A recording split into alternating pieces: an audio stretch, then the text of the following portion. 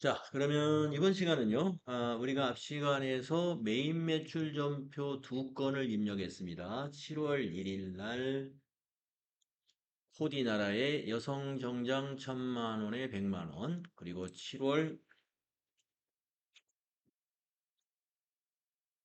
15일 날 데일리룩의 여성 자켓 5천만 원에 500만 원, 네, 이렇게 입력을 했는데, 이 내용이 우리가 부가세 신고서에 어떠한 서류에 어떻게 기록이 되는지를 확인해 보도록 하겠습니다. 자, 회계 메뉴 또는 전체 메뉴 눌러보시면은요. 부가가치세 신고와 관련된 신고서 서류들은 이쪽 박스에 모아져 있는데요. 모든 그 메인 매출 전표에 있는 모든 내용이 기록되는 신고서는요. 맨 위에 있는 부가가치세 신고서입니다. 네. 부가가치세 신고서는 메인 매출 전표에 입력한 것이면 전부 다 이 안에 들어와요. 부가가치세 신고서에. 그래서 계속 부가가치세 신고서는 앞으로 보게 될 것이고, 그 다음에 이제 또 하나 뭐냐면 증빙에 따라서 세금계산서 관련된 것이면 세금계산서 합계표를 제출해야 되거든요. 부가세 신고할 때. 그래서 세금계산서 합계표라는 곳에 작성이 됩니다. 그러면 우리가 지금 방금 입력한 두 건은 어디에 반영이 되냐면 부가가치세 신고서하고 그 다음에 세금계산서니까 세금계산서 합계표하고 이 두 곳에 반영이 되게 되어 있습니다. 자, 그러면 먼저 부가가치세 신고서부터 한번 확인해 보겠습니다. 자, 부가가치세 신고서 클릭해 보세요.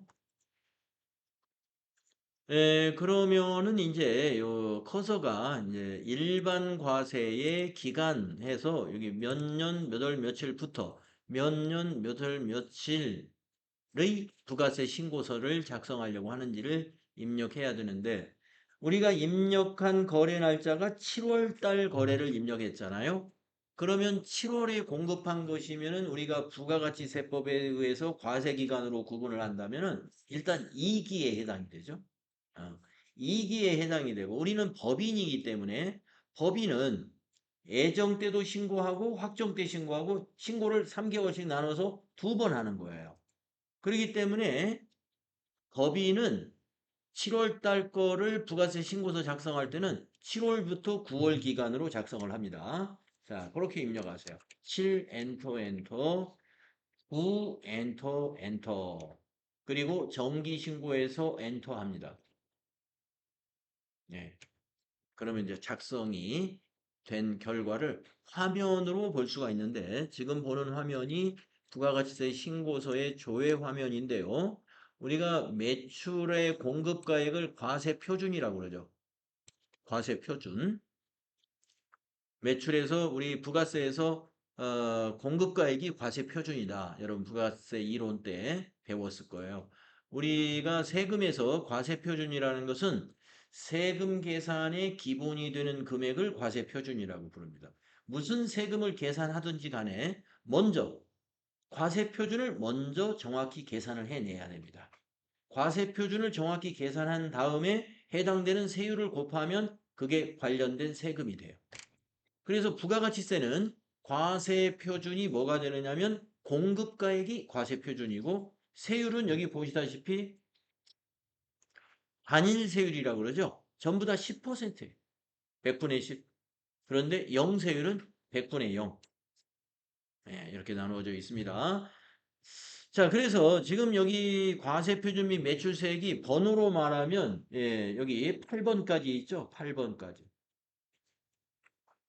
9번은 합계니까 그래서 이제 우리가 앞으로 매출 거래 입력한다고 그랬잖아요. 매출 유형에 뭐 11번도 있고 13번도 할 거고 또 17번도 할 건데 이 매출은 전부 다 이 1번부터 8번 안에 들어오는데 과세만 일로 들어와요. 과세 매출만. 예, 왜냐하면 과세 표준이니까. 면세 매출은 여기 안 나타나요. 면세 매출은 이제 입력하고 나서 어디에 나타나는지 조금 이따 나중에 보도록 하고 과세, 과세만 나타나는데 여러분 과세에는 뭐도 포함돼요? 100분의 10도 과세고 100분의 0도 과세예요. 즉 영세율도 과세다 하는 거예요. 영세율도 과세. 이게 이제 하마터면 이제 잘못하면은 착각해가지고 영세니까 면세가 영세하고 같은 거 아닌가? 이렇게 오해하면 안 돼요. 면세는 아예 면세이기 때문에 과세가 아닙니다. 영세율은 과세인데 0%의 세율을 적용해 주는 거예요. 자, 그래서 영세율도 과세 표준으로 신고가 일어난다는 걸 꼭 기억하십시오. 자, 그러면 어디에 들어갔냐면 1번에 들어갔죠? 1번. 여기 1번에 보면은 여기 금액이 과세 표준이니까 공급가액이란 말이에요. 공급가액 6천. 세액, 이게 부가세예요. 600. 우리가 아까 자료 1번의 공급가액이 1,000만 원이고 자료 2번의 공급가액이 5천만 원이죠. 그러니까 공급가액이 6천이고 세금을 더하면 600입니다. 그래서 과세 중에 세금 계산서를 발급한 것은 어디에 기록해야 돼요? 1번에 기록해야 된다. 부가세 신고할 때. 예. 그러면 이거는 이제 전산 프로그램에서는 이렇게 되는데, 자, 우리 회사는 한 과세 기간에 세금 계산서 매출이 이렇게 한 두 건, 굵직굵직하게 한 뭐 많아야 10건 이렇게밖에 없어요, 거래가. 그런 회사는 이러한 프로그램을 굳이 안 쓰고도 부가세 신고 할 수 있겠죠? 간단하잖아요, 부가세 신고. 신고서에 가서 1번에다 기록만 하면 되는데 뭐. 예. 자, 그러기 때문에 이제 한번 전자 화면 말고요. 즉, 이 전산 화면 말고 종이로 된 부가세 신고서를 보고 싶어요. 그러면 요 위에 있는 인쇄 단추를 한번 눌러보십시오. 위에 있는 인쇄 단추를 눌러보시면은 이 미리 보기 화면이 보일 텐데요. 여기 보시면은 그 오른쪽 상단에 부가가치세법 시행규칙 별지 제21호 서식이다 해가지고 25년 3월 21일 개정된 서식이다. 이렇게 서식에 대한 그 법적 근거가 여기 있고 타이틀이 여기 있죠. 일반 과세자 부가가치세 애정신고서. 여러분이 애정할 때는 애정에다 체크하고 확정 신고할 때는 확정에다 체크하고 이렇게 하면 돼요. 그리고 이제 우리가 기간을 여기다가 과세 기간을 여기다 입력하고 신고 기간 2025년도 2기 7월 1일부터 9월 30일 거. 그다음에 사업자. 이거 사업자라는 건 우리 회사에 관한 거예요. 우리 회사 상호, 대표자 성명, 사업자 번호. 그다음에 그 사업자 대표자의 생년월일, 그다음에 사업장의 전화번호, 주소 등 전자우편 또는 등 여기 판을 다 채우는 건 뭐 어렵지 않죠.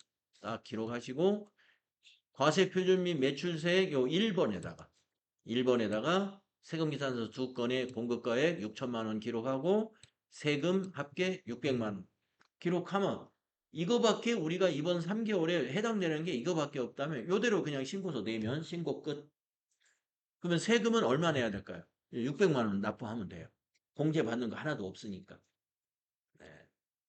자, 그래서 우리가 부가가치세 신고는 우리가 이제 이런 그 도전 프로그램 같은 걸 사용하면은 물론 전자 신고를 많이 하겠습니다만은 이런 프로그램을 사용하지 않고도 부가세 신고를 하는 사업자들도 뭐 개인 사업자만 그런 게 아니라 이 법인들도 일부 있습니다. 거래 건수가 빈도가 많지 않은 회사는 종이로 신고해도 지금 가능하기 때문에 그렇게 하고 있다. 이 서식 잘 알아두시면 좋아요. 자, 닫아주시고요. 그 다음에 이제 세금 계산서 합계표가 어떻게 작성되었는지 한번 보겠습니다. 자, 다시 회계 메뉴에 가셔서 부가세 신고서 밑에 보시면 세금 계산서 합계표 있어요.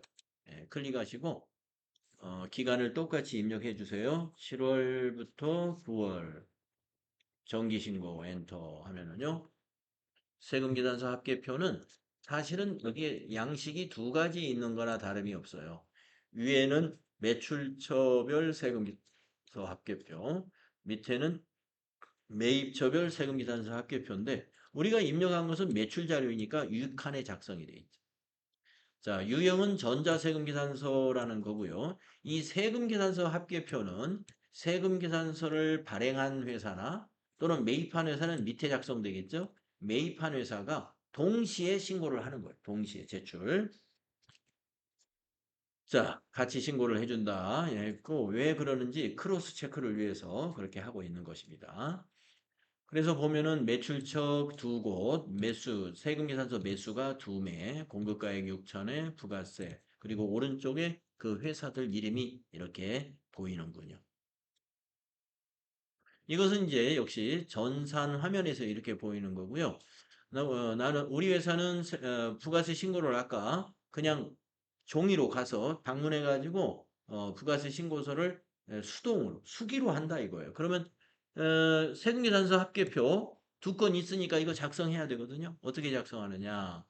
위에 인쇄 버튼 한번 눌러 보십시오. 인쇄 버튼 눌러 보시면은 역시 부가가치세 시행규칙 제38호 서식이다 해가지고 매출처별 세금계산서 합계표 예, 예, 갑지, 을지 뭐 이런 말이 있는데요. 갑지는 이제 표지 부분을 갑지라 그러고 을지는 아까 우리 저 전산 화면에서 보면 오른쪽에 그 회사 이름별로 나와 있는 거 이런 것이 이제 을지라고 보시면 되겠습니다.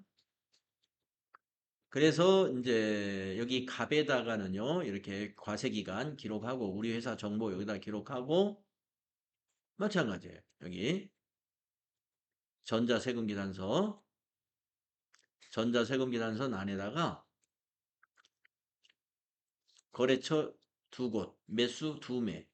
아까 그 화면하고 똑같아요. 6천만 원에 600만 원. 밑에 소개 쓰고, 합계 쓰고. 어.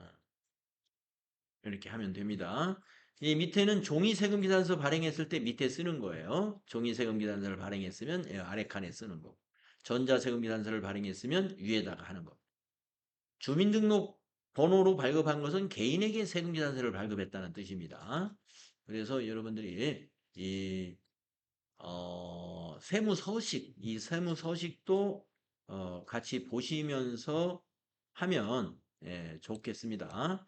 우리가 이제 여러분이 나중에 취업하신 그 회사가 전자신고를 하지 않고 그냥 이렇게 방문해 가지고 신고하는 그런 회사다라고 하면은 이 양식을 가서 국세청에 가가지고 아니죠 세무서에 가가지고 이 양식을 받아서 여기다 기록을 해서 신고한다. 이런 얘기가 되겠습니다. 자, 닫아주시고요. 자, 11번 과세 매출로 입력하면은 11번 과세 매출로 입력하면은 부가가치세 신고서에 1번에 기록이 된다. 이걸 잘 알아두시면 되겠습니다.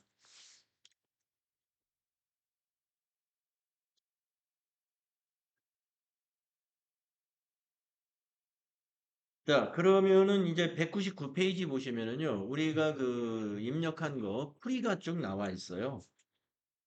매입 매출 전표 입력하는 거. 7월 1일 거, 15일 거. 기억나시죠? 외상분계하고 현금분계했고. 아, 네, 다음 페이지도 계속 설명이 이어집니다. 몇 페이지까지 설명이 이어지냐면 202페이지까지 설명이 이어집니다.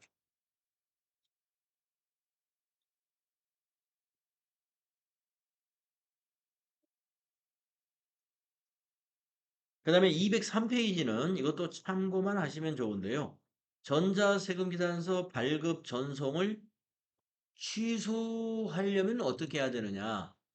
예, 취소하고자 할 경우는 순서대로 수행하는데 취소 순서는 뭐냐면 거꾸로 수행하는 겁니다. 거꾸로. 예, 거꾸로가 뭔지 제가 보여드리는 걸로 할게요. 여러분은 뭐 따라서 안 하셔도 될 것 같은데. 자, 뭐냐면 우리가 맨 나중에 한 게 아카데미 전자세금계산서에서 했잖아요.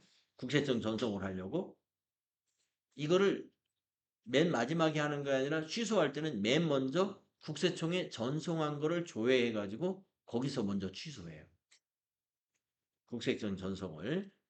그리고 다시 이제 그 전 화면이 있었죠? 거기에 가면 발행 취소라는 버튼이 있어요. 발행 취소. 그 발행 취소를 눌러서 발행을 취소하면 취소가 됩니다. 세금계산서 거래처에 발급한 거를 취소하는 게 발행 취소. 그 다음에 국세청에 발급을 취소하는 것은 아카데미 전자세금계산서에서 조회를 해가지고 취소. 이렇게 하시면 된다. 뭐 취소에 관해서 시험에 나오거나 그러지는 않기 때문에 이거는 그냥 넘어가도 될 것 같습니다. 넘어가도 되는데 그래도 제가 한번 보여드릴게요. 전자세금계산서 발행 및 내역관리에서 우리가 조금 전에 7월 15일 거를 한번 제가 취소시켜 볼게요. 7월 15일부터 7월 15일 거에 5천만 원짜리 국세청 전송이 성공한 거 있잖아요. 이거 체크한 다음에 아카데미 전자세금계산서를 먼저 들어가요. 로그인 단추 누른 다음에 전송 성공한 걸 체크하고 매출 조회를 누르면 여기 성공한 게 나옵니다. 5천만 원에 500만 원 보이잖아요. 취소는 밑에 있어요. 여기에. 취소하면은 취소하시겠습니까? 예, 확인하면 취소됐거든요. 내가 이 창을 제가 닫고 여기서 조회를 눌러볼게요. 그러면 국세청이 지금 빈칸으로 바뀌죠. 그리고 이거는 지금 취소 단계에 있는 거예요. 그래서 다시 체크하고 저 위에 있는 발행 취소 이걸 한번 더 눌러야 돼요.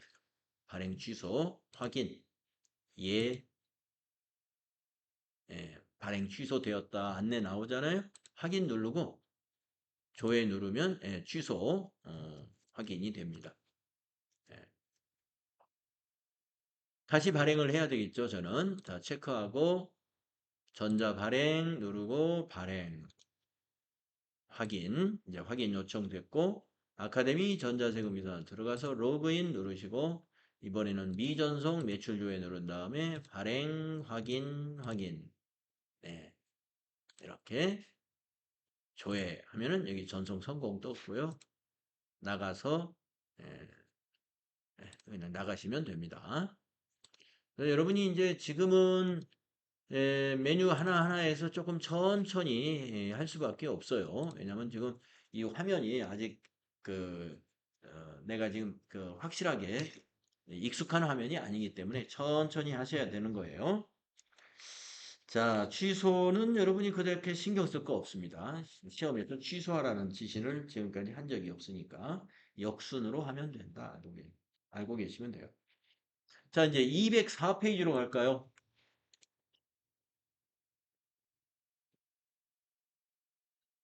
네, 수행 과제가 이제 수행 1, 2, 3, 4, 5, 5가지가 있어요. 하나씩 해보도록 할 텐데, 다음 자료에 메인 매출 전표 입력을 수행하시오. 메인 매출 전표 입력을 하라 하는 것은 부가가치세 신고와 신고서에 들어가야 될 내용이다 이 말이거든요. 단 전자세금계산서 발급 및 전송 업무는 생략하고 전자세금계산서 및 전자계산서에서 전자세금란에다가 1번이라고 입력을 하시오. 네. 그러니까 이제 발급 전송하는 거 앞에서 2건 해봤으니까 여기서부터는 발급 전송은 생략하도록 하자. 그 대신 전자세금계산서니까 전자란으로 집계를 해야 되니까 전자세금란에다가 1번이라고 입력하고 지나가라. 이렇게 주문을 했습니다. 이대로 하셔야 돼요. 자, 그러면 수행 1번을 보겠습니다. 남성 정장을 매출하고 대금은 현금으로 받았어요. 하면 현금 분개하면 됩니다. 자, 그러면은 여기 작성일자. 이제 이거는 세금 계산서예요. 자, 작성일자가 8월 10일이네요. 8월 10일 전자세금 계산서죠. 자, 메인 매출 전표 날짜를 8월 10일로 고쳐주세요. 메인 매출 전표 날짜를 8월 10일로 해주세요.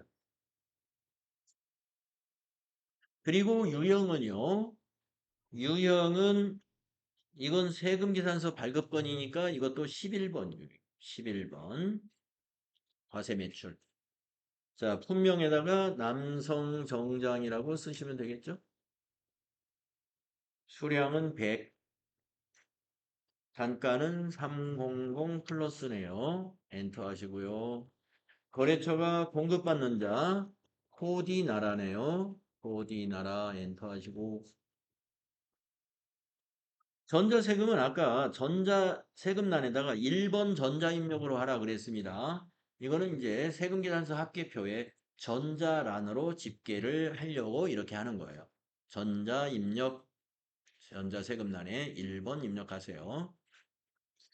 자, 분계는 밑에 이제 우리가 분계 번호들이 있지 않습니까? 그래서 아까 대금을 현금으로 받았다 했으므로 1번 입력하시면 되겠네요. 그러면 입금전표 두 줄로 작성이 됩니다. 그래서 차변의 현금이 3,300만 원, 대변의 부가세 예수금이 300만 원, 상품 매출이 3천만 원. 이 분계를 자꾸 외우셔야 됩니다. 자, 이것이 세금계산서 합계표에도 들어갔고요. 또 아까 부가세 신고서 6천만 원이 이제 9천만 원으로 바뀌었겠네요. 공급가 과세 표준이 금액이 9천, 그다음에 부가세는 600이 아니라 900만 원으로 수정이 됐겠죠? 자, 그 밑에 자료 2번도 입력을 하겠습니다. 그 밑에 자료 수행 2번. 자, 여성 정장과 원피스. 이번에는 품목이 두 개네요. 품목이 두 개를 입력하는 방법이 있습니다. 원피스를 외상으로 매출했습니다. 분계는 외상 분계하면 되고요. 분명히 두 개 이상일 때는 복수거래라는 단추를 눌러서 입력을 하도록 되어 있어요. 네, 자, 작성 일자가 8월 15일입니다. 자, 그러면 입력하겠습니다. 메인 매출 전표의 날짜를요.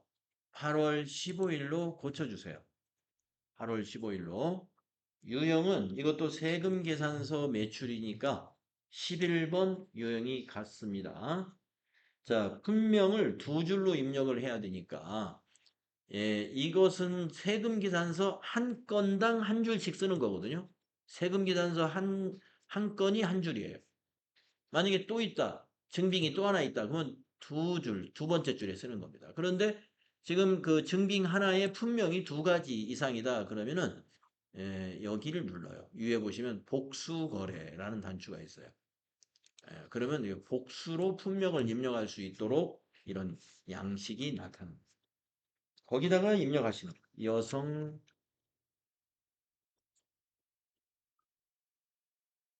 정장 수량 20 단가 500 플러스 엔터 치시고 그 다음에 원피스 수량 20 단가 200 플러스 엔터 하시고 그래서 분명하고 수량 단가만 정확히 입력하면 공급가액이나 부가세는 자동으로 계산이 일어나잖아요. 그리고 이제 입력을 다 했으면 요 확인 단추를 눌러주는 겁니다. 그러면 여기 합계 금액이 맞는가를 한번 체크해 봐야 돼요. 1,540만 원이 지금 이 세금 계산서에 요 합계 금액이 여기 있잖아요. 이 합계 금액하고 맞는지. 맞죠? 1,540만 원. 만약에 틀렸다. 내가 단가나 수량을 잘못 입력했다면 틀릴 수 있거든요. 그럴 때 고치는 방법은 이 품명란을 또 더블 클릭하면 돼요. 그러면 복수거래 안내가 나오는데 복수거래 보기 단추를 누르면 돼요. 그러면 아까 입력했던 화면으로 돌아오잖아요. 여기서 이제 틀린 부분을 고쳐주면 돼요. 수량이 틀렸다든가 또는 단가가 틀렸으면 수정하면 금액이 바뀝니다. 그리고 다시 확인을 누르면 그러면 바뀌어집니다. 그래서 복수거래 금액이 틀렸는데 어디서 고치지? 품명을 더블 클릭하고 복수거래 보기 이렇게 하시면 고칠 수 있습니다. 자, 그러면 거래처 코드 입력해야죠. 이거 거래처는 멋쟁입니다.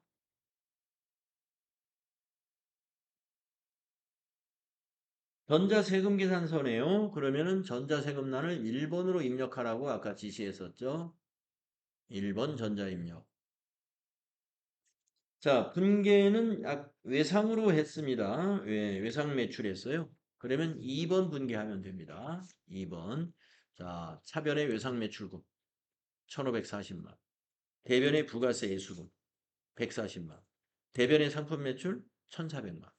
요 분계를 자꾸 읽어서 머릿속에 기억을 잘 해두셔야 된다. 자, 이것도 부가세 신고서의 1번 난에 그리고 세금계산서 합계표의 전자난에 매출 전자난에 이것이 또 포함이 되게 됩니다. 그 다음 것도 하겠습니다. 유형이 같으니까 유형이 새로운 게 나올 때까지 계속. 자, 수행 3번을 보겠습니다. 블라우스 상품을 매출하고 대금은 신한은행 보통예금 계좌로 입금받았다.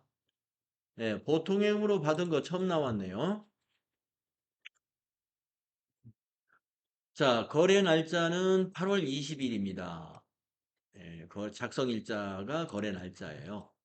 거래 날짜, 작성 일자로 전표를 입력하는 거예요. 자, 그러면은 날짜를 8월 20일로 고쳐주시고요. 유형이 세금계산서 발급한 거니까 11번. 네, 품명 블라우스. 수량 100. 단가 6만 원. 하면은 이렇게 660만 원 합계 나왔을 거고요. 거래처는 신사숙녀. 전자세금계산서죠? 예, 전자세금계산서니까 1번. 자, 근데 이제 분계 유형을 보시면 보통예금이라는 그 선택은 없잖아요. 현금이거나 외상이거나 혼합이거나 카드이거나. 지금 이게 혼합이에요. 예. 현금도 외상도 카드도 아닌 거는 혼합입니다. 그래서 분계를 3번이라고 입력하시면은 반자동 정도라고 할까요? 혼합했더니 대변만 입력을 해줬어요. 대변만. 자, 부가세 예수금 60만 원. 부가세 예수금은 부채죠. 부채 증가 맞죠?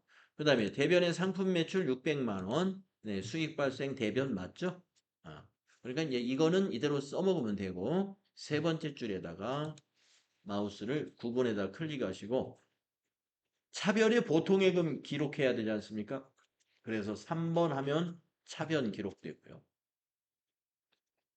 코드에다가 보통을 검색하면은 보통예금 103번 입력되고요. 금액은 660만 원이니까 6600 플러스 하고 나서 좀 멈춰주세요. 자, 이렇게 입력하시고 나서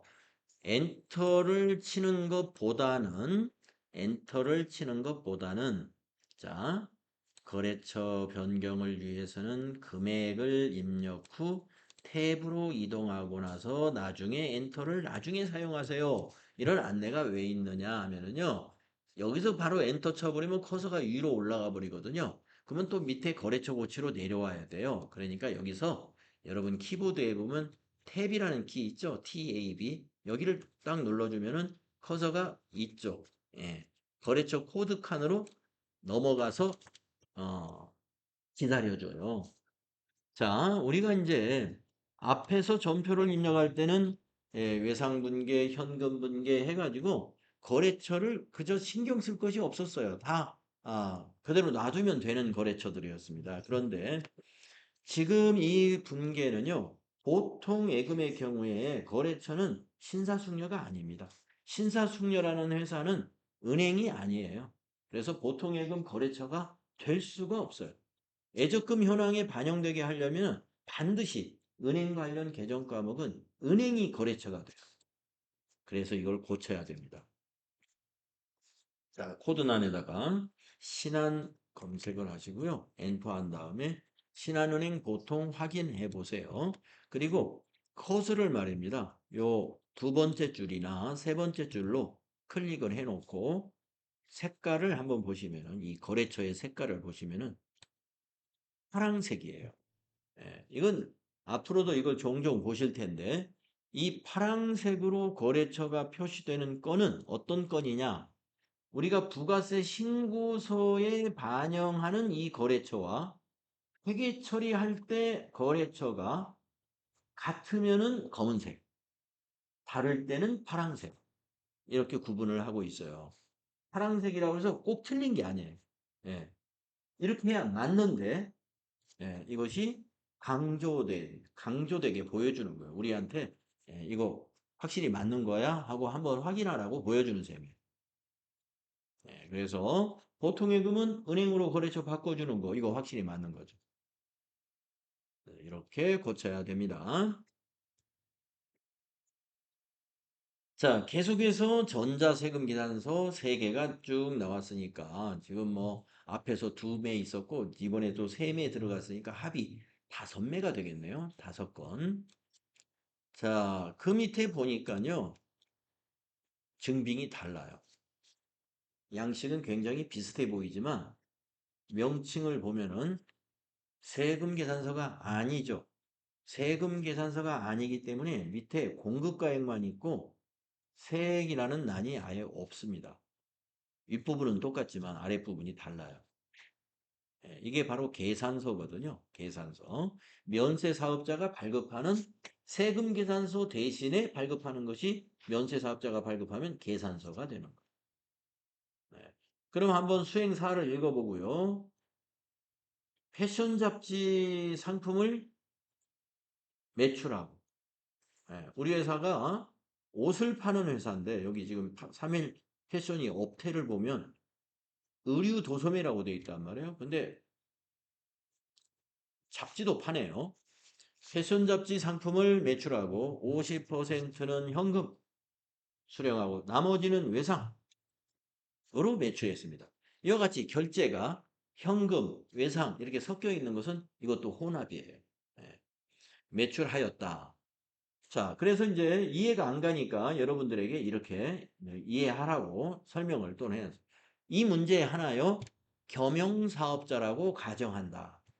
겸용사업자라고 가정하고 이 문제를 해주세요. 이 말이거든요. 원래 겸용사업자라면은 여기에 저기 이 도소매, 의류, 잡지 뭐 이렇게 종목이 있었어야죠. 자, 그런데 우리가 세금계산서로 상으로 보면 겸용사업자가 아닌 것 같은데 그래서 이제 저렇게 추가적으로 이렇게 설명을 해주고. 자, 겸용사업자는 부가가치세법에서 어떤 사업자를 말하냐 하면은요. 과세사업과 면세사업을 겸하고 있는 사업자를 말합니다. 우리 주변에 그런 사업자들이 꽤 많아요.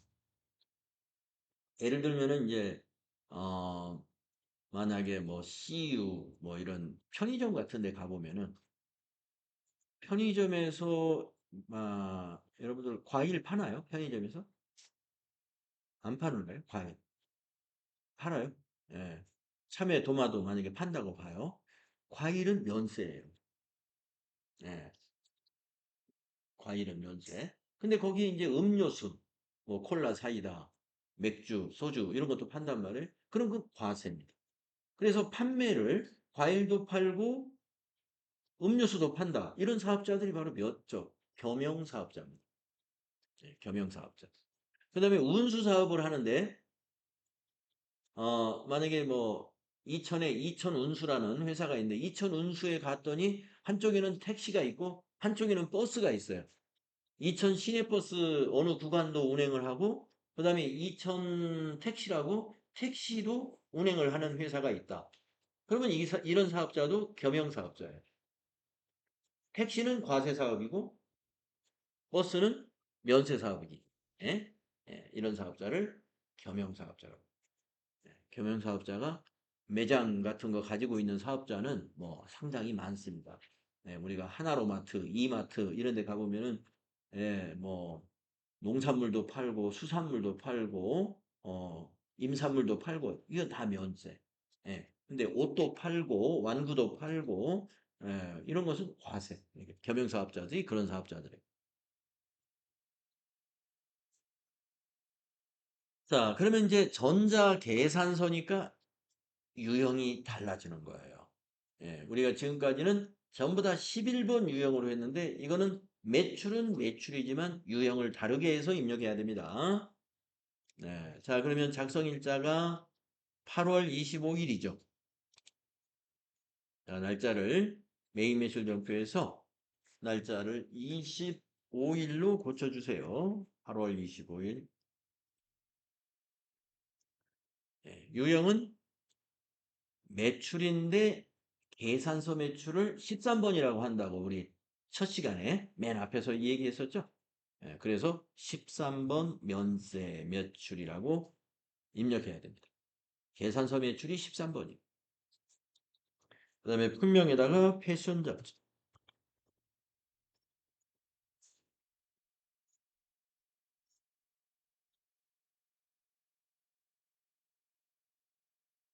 수량은 20, 단가는 2만원, 코드는 데일리로 전자계산서도 우리가 계산서도 전자와 종이로 구분을 하거든요. 그래서 이것도 1번 전자입력, 전자계산서니까.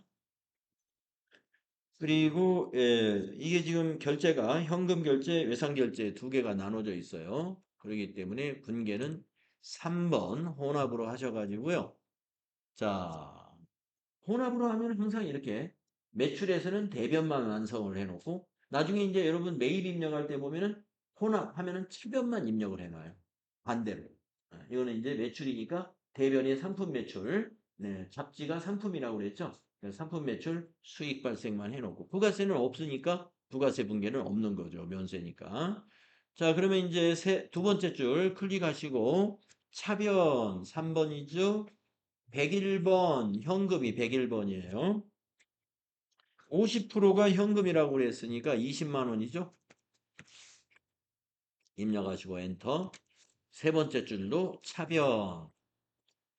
외상은 상품을 외상으로 하면 외상 매출금이죠. 외상 매출금 108번 20만 원. 그리고 항상 마지막엔 탭키 누르는 게 좋아요. 거래처를 안 바꾼다 하더라도. 예. 그게 왜 그러냐면 이게 멈춰 놓고서 외상매출금 거래처 데일리룩으로 들어가는 게 맞거든요. 안 고치더라도 여기다 놓고 천천히 차변 대변 금액이 같은지 예, 내가 거래처 바꾸지 않은 건 혹시 없는지 이런 걸 점검하고 넘어가야 되기 때문에 여러분들 마지막 금액을 입력하고서는 마무리를 탭으로 하는 것을 권장해 드리는 겁니다. 우리가 만약에 여기서 이렇게 입력하고 엔터 치면은 커서가 이렇게 위로 올라가 버리거든요. 그렇게 되면 분계가 내가 확인했나? 예. 물론 이제 여기 분계 혼합 눌러서 다시 한번 확인을 해볼 수는 있어요. 그런데 올라갔다 또 내려오고 이렇게 하느니보다는 항상 마무리를 탭으로 딱 해서 거래처 확인하고 분계 내용 확인하고 만약에 내가 여기서 엔터를 쳐서 그냥 올라가 버렸다 하면은 분계 좀 확인해야 되겠는데 그러면 요 분계 여기 있죠? 혼합을 눌러서 이 내용을 수정할 거 없는지 꼭 확인하셔야 돼. 그래서 여기 부가세 신고에 관련된 거를 정확히 입력했다 하더라도 밑에 거 회계 처리를 정확히 안 하면 이거는 회계 장부가 틀리게 돼요. 밑에 거는 위에서 틀리게 되면 뭐가 틀리게 돼요? 부가세 신고가 틀리게 돼요. 두 가지 다 정확하게 하셔야 되기 때문에 잘 해줘야 된다. 자, 그러면은 이제 지금 유형이 처음으로 한번 바뀌어져 봤어요. 그러면 이제 뒤에 보니까 유형 다른 게 하나 더 있어요. 아예 그것까지 하고 부가세 서류들을 나중에 한꺼번에 쭉 둘러보도록 하겠습니다. 네. 자, 그러면 206페이지로 한번 넘어가 볼까요? 206페이지. 자, 이번 수행에서 마지막 겁니다. 수행 5번. 오상식 개인이네요. 개인에게 남성 바지를 판매하고 신용카드 매출전표를 발급하였다. 이렇게 되어 있습니다. 네. 그래서 우리가 그 매출 유형에서 여러분 이게 바로 17번 유형이에요. 우리가 17번 유형이 신용카드 과세 매출이었죠. 신용카드 과세 매출이 17번이다. 네. 이게 바로 17번 신용카드 과세 매출 유형입니다. 자, 그래서 그렇게 입력할 거고요. 그 다음에 이제 신용카드 같은 경우는 날짜를 어느 기준으로 입력하냐면 여기 거래 일시라는 항목이 있어요. 거래 일시. 여기에 날짜가 있어요. 이 날짜로 전표를 입력하면 돼요. 거래가 일어난 날짜. 자, 8월 30일로 메인 매출 전표에다 입력합니다. 자, 메인 매출 전표의 날짜를 8월 30일이에요. 30일. 자, 유형이 이거는 17번 유형입니다. 이거 17번. 자, 17번 카드 과세 유형을 선택하면요. 추가로 더 입력할 사항이 있기 때문에 팝업으로 카드사가 어디냐 물어봅니다. 그러면 여기 물음표 단추를 누르면은 매출 카드사 우리 거래처 등록한 곳 있죠? 가맹점. 예. 뭐 실제로 도소 매입을 하는 데는 가맹점이 카드사가 20개 있으면 20개 가맹 다 하잖아요. 다 보일 거예요, 여기에. 근데 우리가 지금 연습이니까 국민카드 가맹점 하나밖에 없어요. 여기 실제로 이 전표가 국민카드 거예요. 자, 확인하시고 또 한번 확인 눌러요. 자, 이 카드사가 지금 저장이 돼가지고 조금 있다가 분개를 하면은 외상 매출금이 거래처가 이 국민카드사로 자동으로 바뀔 거예요. 조금 있다가. 자, 품명에다가는 남성 바지 해도 되고 그냥 상품 해도 되고 상관없고. 수량 단가는 알 수가 없으니까 지나가시고. 자, 공급가액을 입력하지 마시고요. 공급가액을 입력하지 말고 여러분이 뭘 한번 떠올려 보냐면은 우리가 첫날 말입니다. 9월 15일 날이었죠. 첫날 그 환경 설정을 얘기 여러분들하고 이제 실습하면서 신용카드 거래에 대해서 입력 방식이 예? 부가세 포함으로 입력한다고 거기 그 선택을 해놨었어요. 지금쯤 까먹었을 수도 있습니다. 환경 설정을 그렇게 해놨기 때문에 신용카드 거래, 현금 영수증 거래가 같거든요. 같이 공급가액에다가 공급가액을 넣으면 안 돼요. 뭘 넣느냐면은 부가세를 포함한 금액을 항상 입력을 해야 합니다. 자, 그러면 거기에서 보면 16만 5천 원을 입력해야 된다 이 말이죠. 자, 165 플러스 엔터 쳐보세요. 그러면 이렇게 나눠져요. 내가 입력한 165 000은 합계로 넘어가고 공급가액과 부가세가 자동으로 쪼개집니다. 그래서 현금 영수증 거래하고 이 전산회계 프로그램에서 말입니다. 메인 매출 전표 입력할 때 현금 영수증 거래하고 여기 그 신용카드 거래 있잖아요. 이거는 공급가액에다가 언제나 합계를 넣어주시면 돼. 우리 지금 환경 설정이 그렇게 되어 있고 여러분들 시험 볼 때 그 시험 보는 프로그램의 환경 설정도 여러분 프로그램으로 시험을 보는 거예요. 지금까지는 시험 보는 프로그램이 따로 있는 게 아니라 여러분 컴퓨터에서 시험을 보기 때문에 여러분 컴퓨터의 환경 설정 그대로 시험을 보는 거예요. 그러니까 신용카드 거래, 현금 영수증 거래는 공급가액에다가 합계 금액을 입력한다. 새로운 거 기억해 주시고 자, 거래처 코드를 입력합니다. 오상식, 오상 하면은 오상식 개인 거래처 있었거든요. 확인. 그 다음에 전자세금.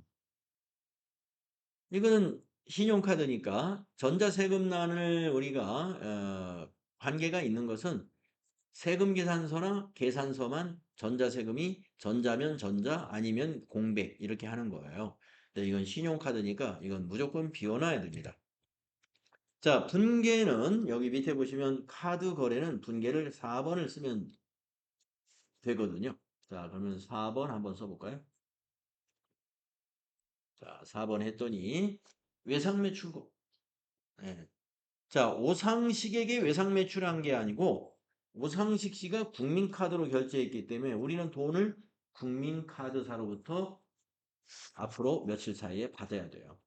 그래서 외상매출금의 거래처가 국민카드사가 돼요. 이게 어떻게 왔느냐? 아까 우리가 카과 매출이다 하니까 팝업창으로 카드사가 어디냐 하고 가맹점 물어봤잖아요. 그것이 일로 오는 거예요. 그래서 외상매출금 분계가 이 분계가 맞는 겁니다. 자, 카드로 상품을 매출하면 차변은 외상매출금이다. 외상매출금. 그리고 거래처가 카드사다. 거래처가 카드사. 그리고 이제 대변은 매출이니까 부가세 예수금, 세금이 부가세 예수금이고 공급가액은 상품 매출 수익으로 인식한다. 예, 이 분계 잘 알아두셔야 돼요. 분계가 자동이다. 예, 아까 처음에 시작할 때도 제가 여러분에게 당부했지만 메인 매출 전표 입력을 한 달 내내 연습을 했는데 입력은 할 줄 아는데 분계에 대한 질문 문제가 나오면 분계를 답을 못 맞춰요.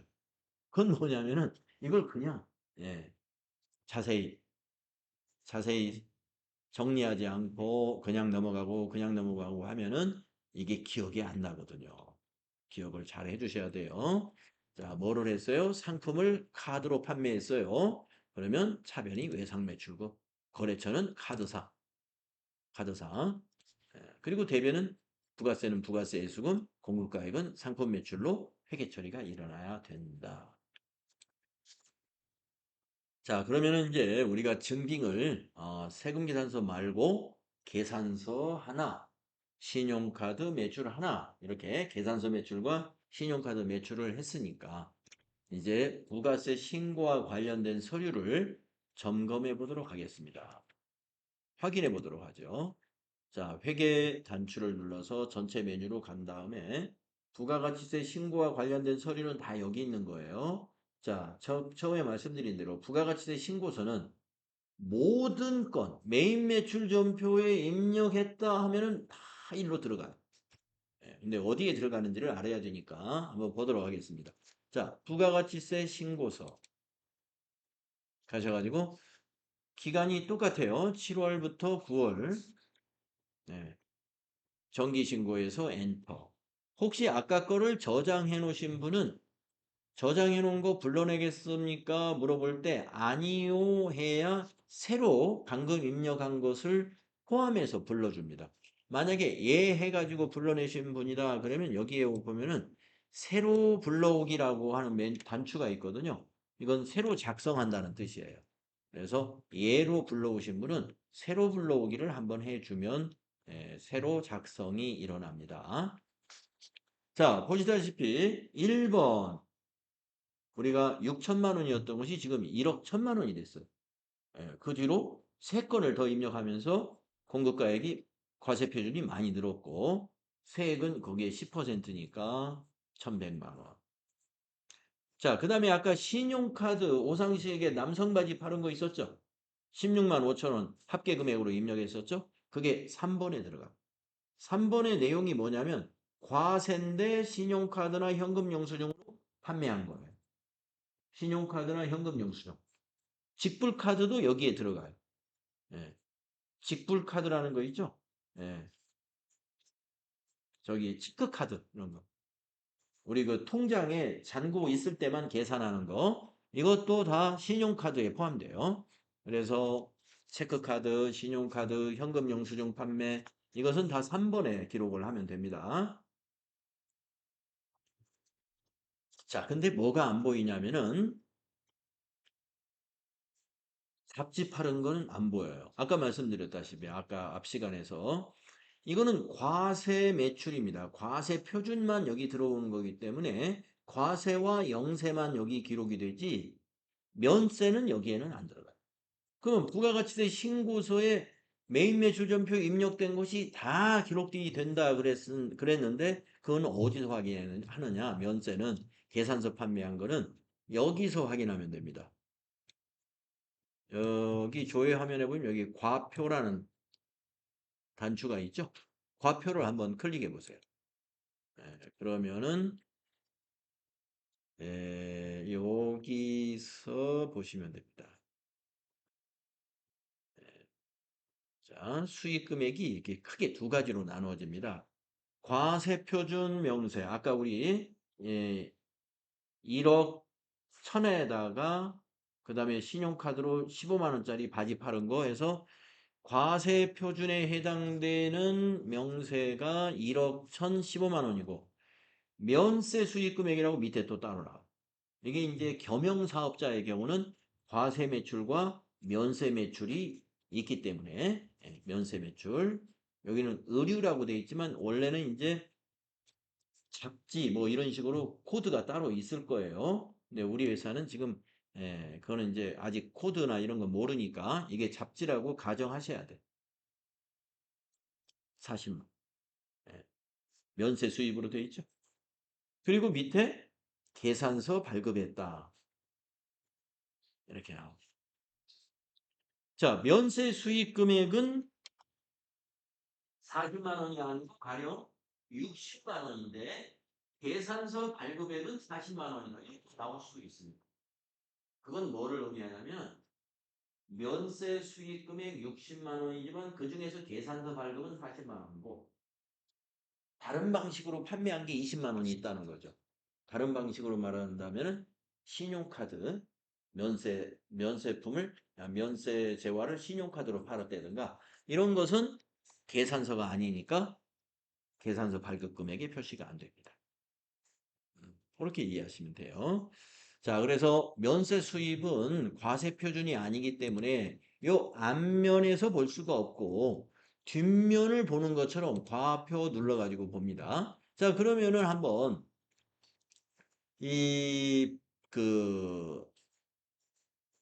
몇 건 안 되기 때문에 가서 방문해 가지고 종이 신고를 해야 할 텐데 그러면은 부가가치세 신고서 양식에 계산서 잡지 팔은 거 그건 어디다가 기록을 해야 되는지 한번 그 양식을 보도록 할까요? 인쇄단추 눌러보세요. 자, 인쇄단추 누르면 우리가 종이 신고할 수 있는 그 양식이 보인다 그랬죠. 자, 1번에 1억 1천만 원 들어간 거 보실 거고 3번에 신용카드 현금 영수증란에 15만 원에 15,000원 보이시죠? 네. 요거는 이제 그대로 보이는데 밑으로 쭉쭉 내려가 보면은 다음 페이지가 나와요. 이 페이지라고 뒷면이라고 보시면 됩니다. 우리가 이제 부가가치세 신고서 인쇄 서식은 앞면과 뒷면, 페이지로 말하면 이 페이지예요. 뒷면의 하단을 보면은 여기 면세 수익 금액 여기에 적어요. 면세 수익 금액. 이제 물론 여기 기록할 때 도소매 하면서 종목에는 잡지 그래야 되겠죠. 그래가지고 여기 40만 원. 그리고 밑에 계산서 발급 금액 40만 원. 아까 조회 화면하고 비슷하죠? 구성이. 그래서 종이 신고를 한다 그러면 계산서 발급한 것은 즉 면세 수입은 뒷면 아래쪽에 기록을 하는 곳이 있다. 이렇게 알고 계시면 되겠습니다. 닫아주시면 됩니다. 네, 자 그다음에 이제 부가세 신고서에 전부 반영된다는 걸 확인했습니다. 하여튼 매일 매출 전표에 입력한 것은 부가세 신고서에 항상 반영이 돼요. 그걸 아셔야 되고. 자, 그러면 이제 세금계산서 합계표 한번 보고 갈까요? 세금계산서 합계표 7월부터 9월로 조회해 보면 아까보다 매수가 많이 늘어났죠. 매수가 5매. 전부 다 전자였기 때문에 전자난. 거래처는 중복된 게 하나 있었나 봐요. 거래처는 4곳이고 매수는 5매다. 전자난. 그 밑에 전자외라는 건 종이를 말해요. 종이. 종이는 없었죠.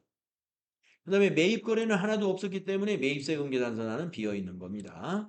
그래서 부가세 신고할 때 이것도 같이 제출해야 된다는 거 여러분 알고 계시고 아까 그 양식은 아까 인쇄 버튼 눌러서 아까 한번 보셨으니까 자 다시 회계로 가셔서 계산서 합계표도 한번 볼까요? 계산서 합계표 아까 잡지 판매한 거 40만 원 계산서 합계표에 기록이 됩니다. 7월부터 9월 이것도 부가세 신고할 때 제출해야 되는 계산서 합계표 이런 것을 이제 부속서류라고 해요. 부가가치세 신고서는 이제 맨 앞에 붙이는 갑지 신고서 반드시 제출해야 되는 신고서고 부속서류도 반드시 제출해야 되는데 뒤에 붙이는 거죠. 그래서 매출 계산서 해가지고 이렇게 보이죠. 저기 종이 양식도 세금 계산서 합계표하고 아주 비슷해요. 인쇄 버튼 눌러보면 앞에서 봤던 매출처별 세금 계산서 합계표하고 아주 비슷합니다. 세금자만 빠졌지 뭐 완전히 거의 언뜻 보면 세금계산서 합계표인지 계산서 합계표인지 잘 구분이 안 갈 정도로 거의 같다. 그래서 면세사업자는 계산서 발급을 많이 하니까 면세사업자는 이 계산서 합계표 어, 같이 제출해야 됩니다. 면세 사업만 하는 사람은 부가세 신고할 때 계산서 합계표 내는 게 아니에요. 면세 사업만 하는 사람은 아예 부가가치세 신고라는 걸 안 해요. 예, 부가세 신고를 아예 안 해요. 이거는 이제 이걸 제출하는 면세 사업자는 뭐냐면 겸용 사업자예요. 면세 사업자가 아니라 과세와 면세를 겸용하는 사업자는 계산서 합계표도 같이 제출하는 것이다.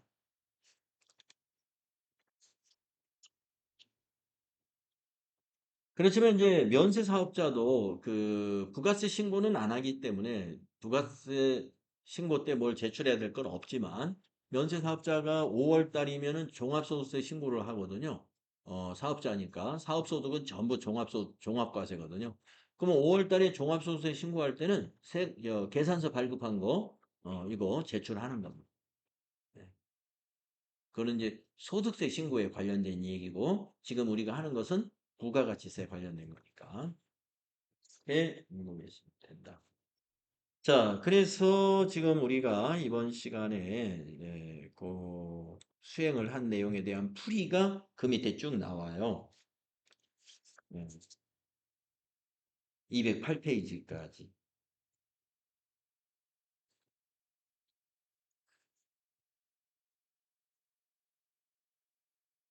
이 풀이를 잘 보면은 여러분이 컴퓨터 입력을 안 해보더라도 공부가 됩니다. 그래서 책으로만 공부를 하실 때는 문제와 풀이를 같이 보시면서 복습하시는 거.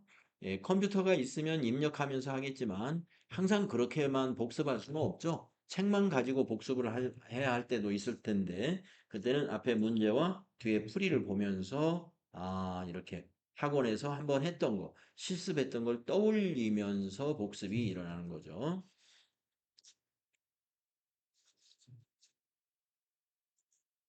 208페이지 마지막에 있는 팁을 읽어보고 좀 쉬겠습니다. 매출 요령은 11번 과세 매출, 13번 면세 매출, 17번 카드 매출 범위에서 출제된다. FAT 1급 시험에. 매출 전표 입력 시 상단부의 거래처 코드와 거래처 명이 하단의 분계 거래처에 자동 반영되므로 하단 분계의 예금이나 카드 채권이 있을 경우 거래처를 반드시 수정해야 한다. 아까 그 보통예금을 우리가 국민은행 보통인가요? 그걸로 바뀌었던 거. 그거를 기억하시면 되겠습니다. 자, 그러면 이제 매출 연습은 끝났네요. 다음 시간에는 매입 전표 연습을 해보도록 하겠습니다. 쉬었다 하겠습니다.